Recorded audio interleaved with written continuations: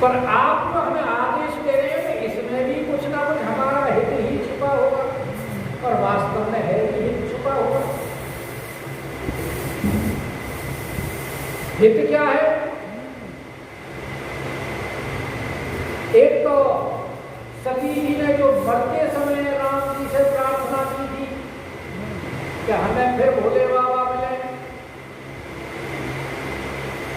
और अब तपस्या कर रही है उन्हीं की प्राप्ति के लिए।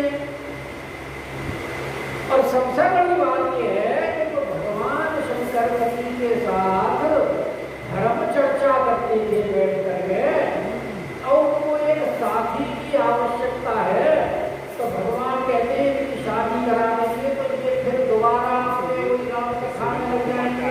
कौन है? और अब तो ये राम कथा में लगेंगे, उससे संसार का इतना बड़ा कल्याण होगा कि रामचरितमानस समस्त जग को उपलब्ध हो जाएगी।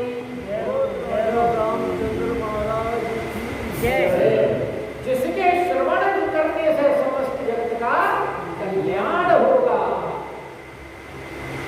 तो इसलिए कह रहे हैं कि तो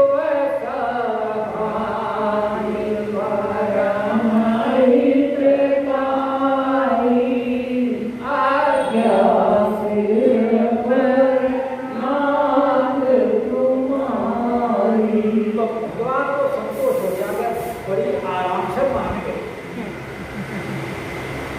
प्रभु पोषेव सुनि शंकर, क्योंकि भगवान शंकर के वचन जो हैं वो भक्ति और विवेक और धर्म से सने हुए।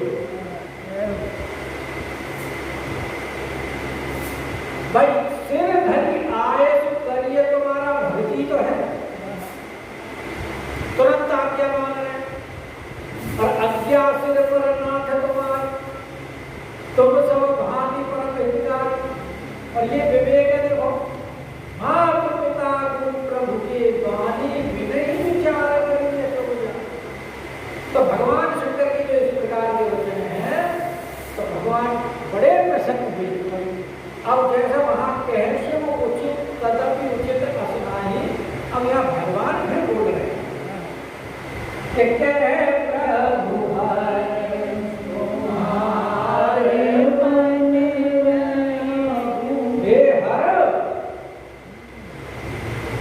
हर मतलब भगवान शंकर तुमने तो समझा दी कि यही तन सती ही भेटी कोई नाही, वो प्रतिज्ञा तुम्हारी रहेगी।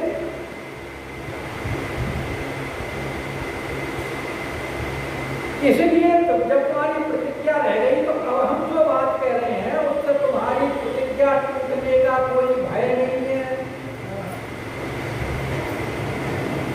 आदमी को यही तो धर्म संकट उपस्थित होता है, कहीं हमने प्रतिज्ञा की है कि भगवान तोड़वारों नहीं रहे, तो भगवान कह रहे हैं तुम्हारी प्रतिज्ञा नहीं तोड़वा रहे, तुम्हारी प्रतिज्ञा तो वैसी ही रहेगी, लेकिन अब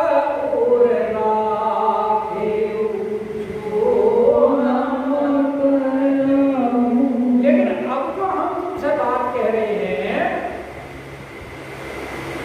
क्या जाई विवाह उसने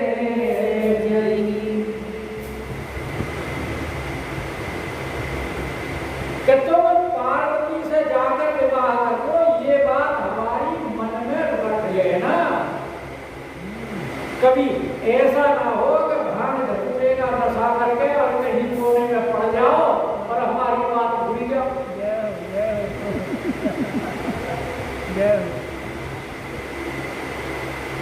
इसलिए हमारी बात का ध्यान रखना है। अब और राम अरे जो हमारी बात कही हुई भूलना मत। और इतनी कहकर के भगवान अंतर्धान भये असुभा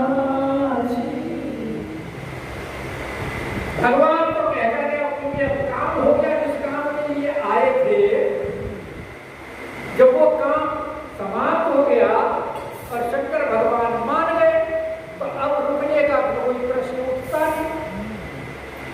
तो जैसे आकर के प्रकट हुए थे वैसे ही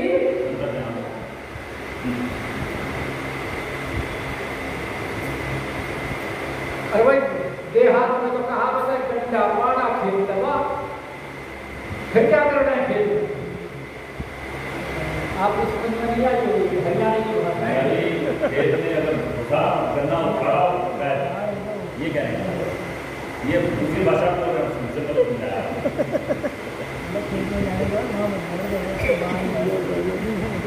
जो काम खत्म हुआ तुरंत गायब बात। तो इसलिए भगवान ने अंतर ध्यान और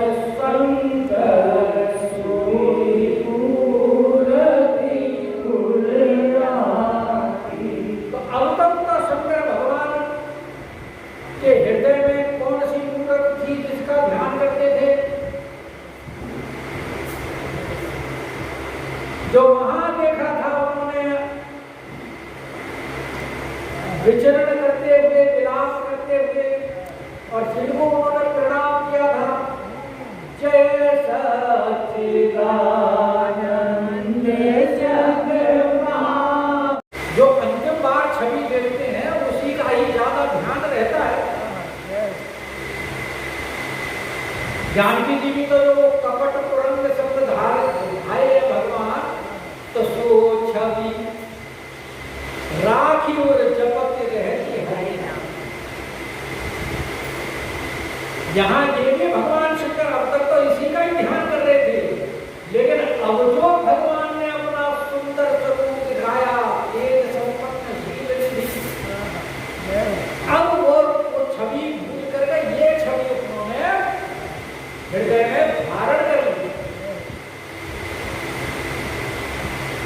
जैसे पुष्प वाटिका से चली राखी कोर श्यामल मूरत। जानकी जी ने जो पुष्प वाटिका में राम जी के दर्शन किए थे और उसको हृदय में रख के फिर गौरी पूजन के लिए गए, ऐसे ही भगवान शंकर जी राघवेंद्र सरकार की उस छवि को हृदय में अंकित कर लिया उन्होंने कि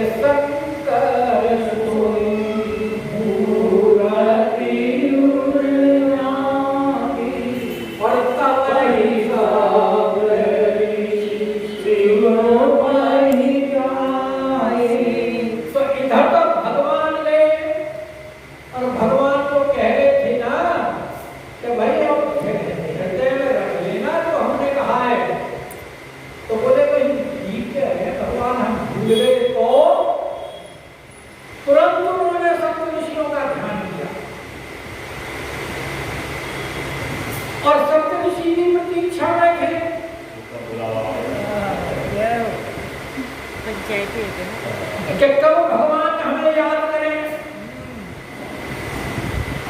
और कब हमको आकाशवाणी ने जो पार्वती को कहा था कि जब सप्तऋषि आए तो उसको प्रमाण समझना, तो बोले वो आकाशवाणी भी सत्य करके पार्वती जी के हृदय में संतोष सांत्वना करने स्थापित। तो वो भी प्रतीक्षा में कब भोले बाबा बुलावे और कब हमें वहां भेजे। और भगवान शंकर बोले भाई शुभम शीघ्रम, प्रभु की आज्ञा का पालन करना हमारा कर्तव्य है, इसलिए तुरंत ये काम करो। क्योंकि कुमार संभव में कालिदास जी ने ऐसे ही लिखा है कि उन्होंने उनको बुलाया, इसीलिए देखो अपने आप थोड़ी आते, लेकिन गोस्वामी जी ने तुरंत घर गए और तुरंत यहाँ प्रकट कर दिए। तवाई सप्तऋषि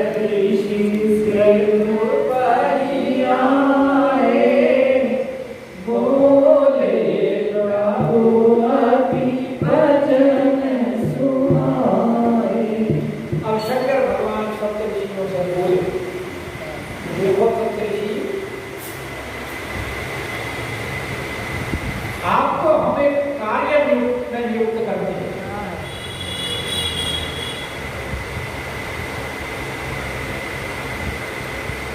और वो कार्य आपके ही माध्यम से हो सकता है।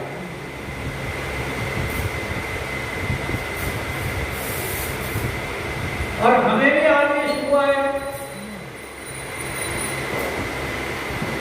तो इसलिए पार्वती परिचारी तुम, अब तुम पार्वती के पास जाओ। प्रभु को हमें क्या करना है वहां जाकर के प्रेम परीक्षा ले, उनके प्रेम की परीक्षा लेनी है।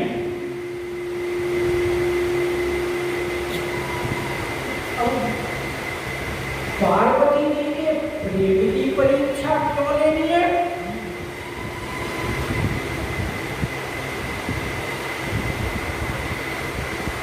पार्वती जो निधि प्राप्ति के लिए इतना तप कर रही है, तो शंकर भगवान बोले देखो जी, हमारे प्रभु की भी तो परीक्षा इन्होंने ली थी। गरम का हिसाब होगा। सही बात। हमने कितना इनको समझाया, और जब नहीं मानी तो हमें मजबूरी फिर कहना पड़ा, तो किन जाई परीक्षा ले। तो आप भी इनके प्रेम की परीक्षा को,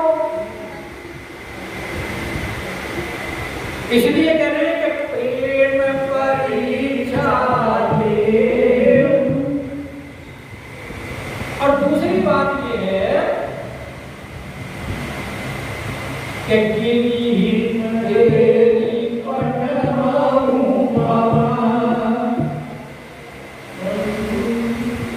और जैसे कि आकाशवाणी के माध्यम से तो सबसे पता लगा, तो उनको ये भी प्रेरणा दो कि वो घर जाएं, ताकि उनके हृदय का जो संदेह है कि आकाशवाणी सच्ची है या झूठी, उनका दूरी करे संदेह।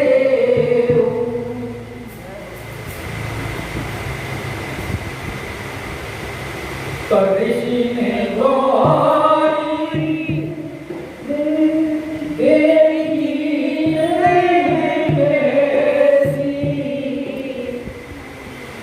अब सप्त ऋषि जब वहां पहुंचे हैं, तो यहां संबोधन क्या कर रहे हैं? गौरी। अब गौरी का संबोधन मतलब शंकर भगवान से उनका संबंध जुड़ गया, क्योंकि भगवान का आदेश शंकर भगवान ने जब स्वीकार कर लिया, तो स्वीकार करने का तात्पर्य उन्होंने अपना संबंध गौरी के साथ जोड़ लिया।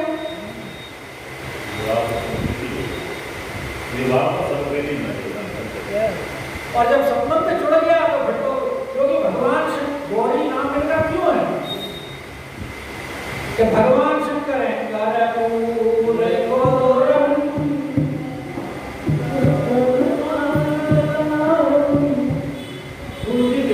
और जो गोरे हैं तो गोरे की गोरी काली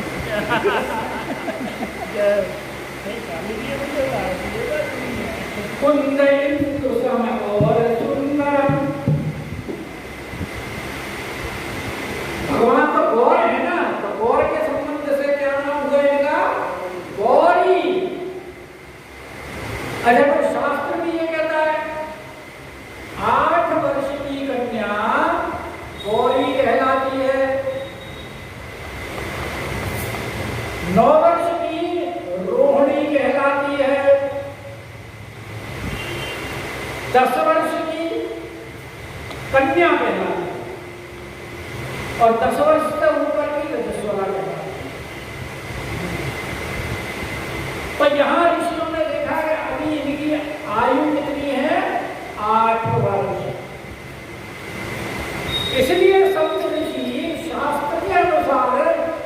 गौरी कह करके संबोधित कर रहे हैं कि ऋषि गौरी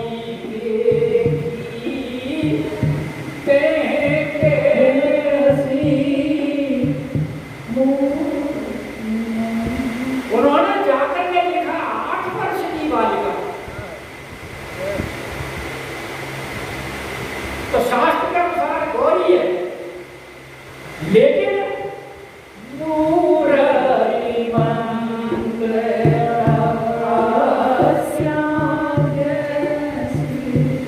बिल्कुल साक्षात ऐसा प्रतीत हो रही है जैसे तपस्या शरीर धारण करके हो विद्यमान। क्योंकि तपस्या भी तो इतनी कठिन की है कि गोस्वामी पाद लिख रहे हैं कि ऐसी तपस्या की ही नहीं किसी ने आज तक।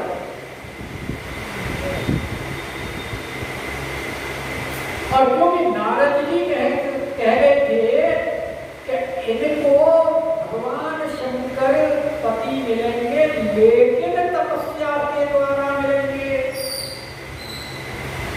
तो तपस्या के द्वारा उन्होंने अपने शरीर को ऐसा सुखा दिया कि स्वयं ही तपस्या स्वरूप हो गए। इसलिए कहते हैं कि जैसे तपस्या ही मूर्ति धारण करके आ रही हो।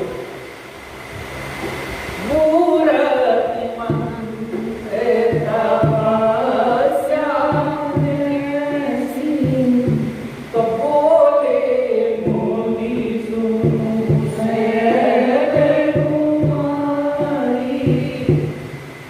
तो ऋषि जाकर के पार्वती के पास और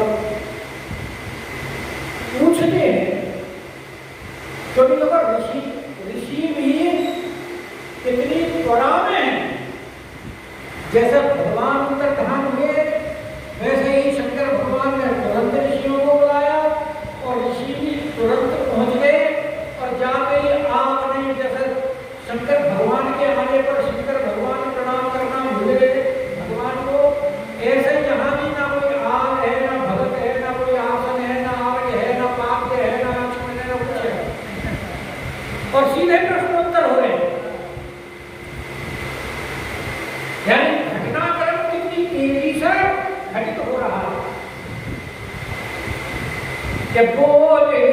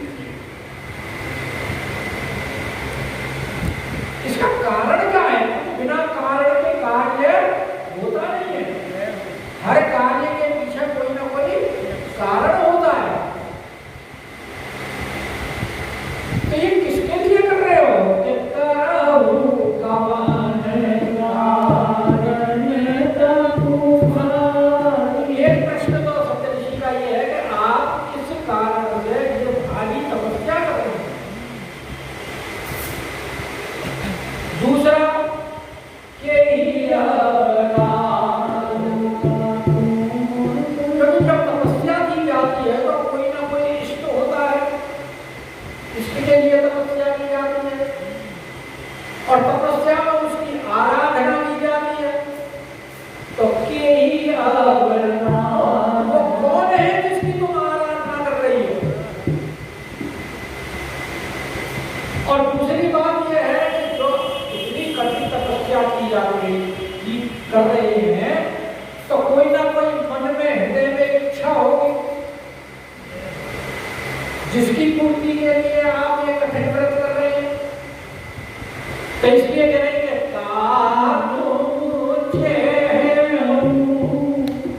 क्या चाहती हैं आप कि हमें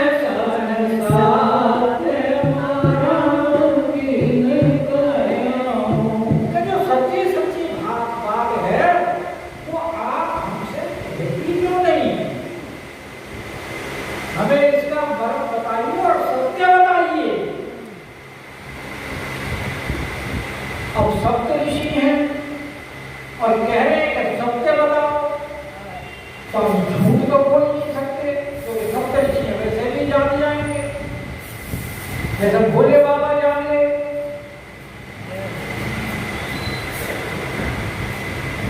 तो इसलिए कहते वचन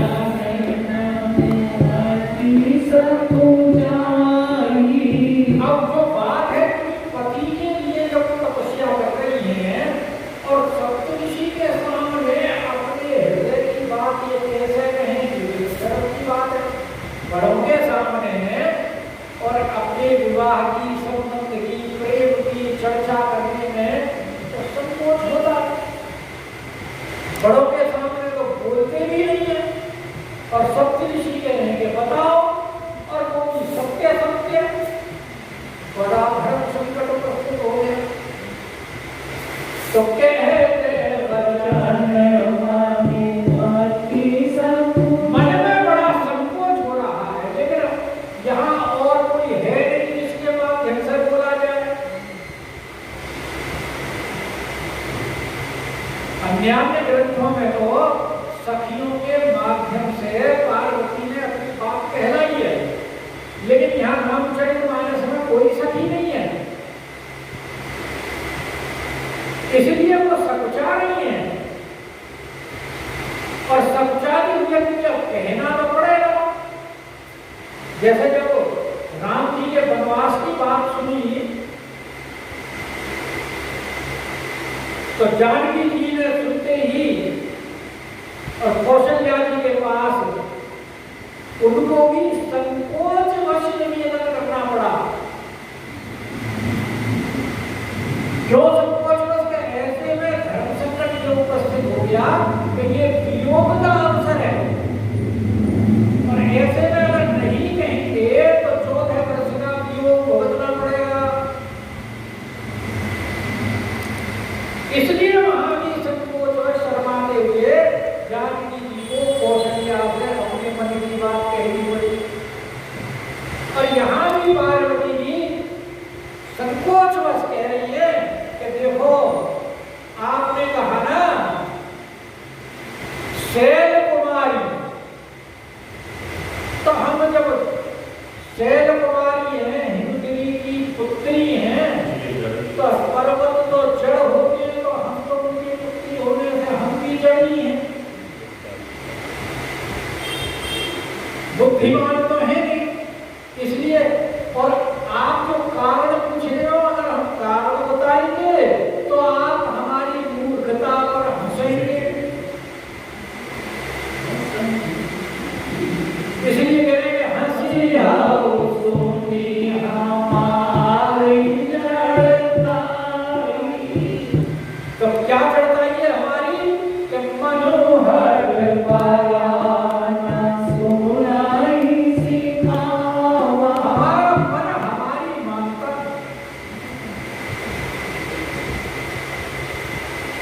हम उसको बहुत समझाने का प्रयत्न करते हैं, लेकिन ये इतना ढीठ है, इतना हठी है कि मनोहर पाराना सुनाई ना सुनाई। और वास्तव में मन है भी हठी। मन जो ठान लेता है फिर उसके बाद में वो सुनता नहीं है, चाहे उसको कितने भी ज्ञान योग उपदेश दिएगा। मेरे पत्रिका इत्यादि में कितने ही पद है जहां मन को संबोधित किया गया है, सारे संतों ने किया है।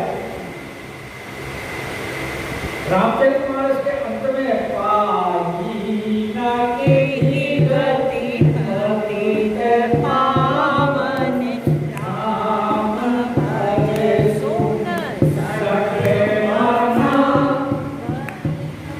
मन को क्या कहा है? सठ। जो कहा है हकीला है। इसलिए कह रहे कि मनोहर पाराना सुनाई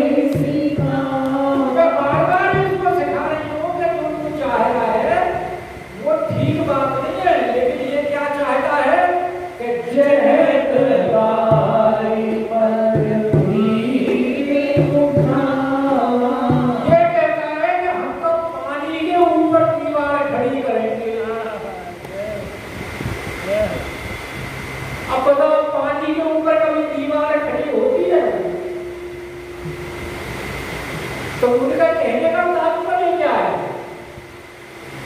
कि शंकर भगवान है समुद्र, अगाध समुद्र, और मन कहता है कि उनके साथ हमारा विवाह संबंध हो, तो इतना दुर्लभ कार्य तो यूं तो मानी पर भीख देने ही समान है।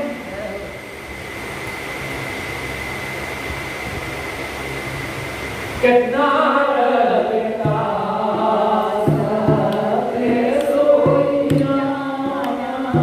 क्योंकि नारद जी इस मन को कह रहे हैं कि इनका संबंध शिव के साथ होगा, लेकिन उनके लिए इन्हें तपस्या करनी पड़ेगी। और ये हकीका इसीलिए कि बिनु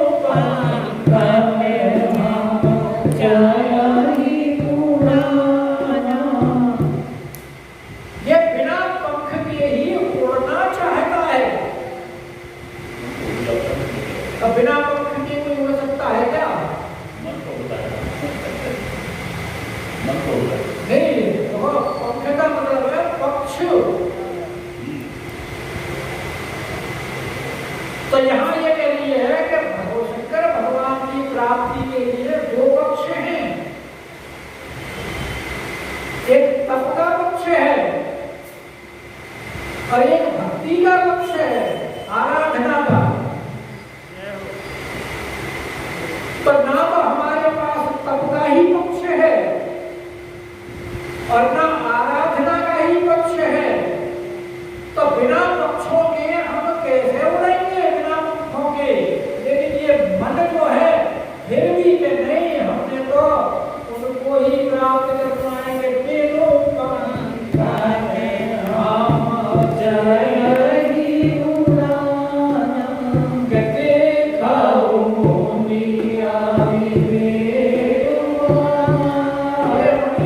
आप हमारा अविवेक तो देखिए,